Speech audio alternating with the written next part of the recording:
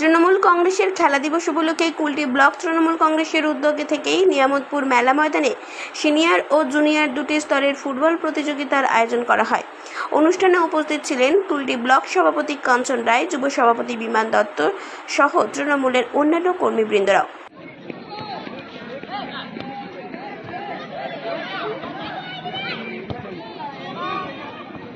খেলাধুলা দিবস আমাদের বিগত ৩-৪ বছর ধরে এটা চলছে। খেলাধুলা দিবস যুবকদের খেলাধুলার মধ্যে নিয়ে আসা, সংস্কৃতি, খেলাধুলা প্রত্যেক জিনিসের দিদির নজর প্রত্যেক জিনিসে ভালো করার জন্য তিনি খেলাধুলা দিবস চালু করেছে।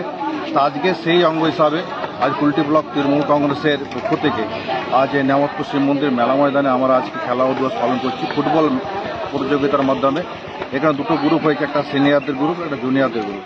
ছোটো বাচ্চারা আজ খেলতে নামছে, খুব সুন্দরভাবে আনন্দ করে তারা আজকে খেলাধুলাতে অংশগ্রহণ করেছে।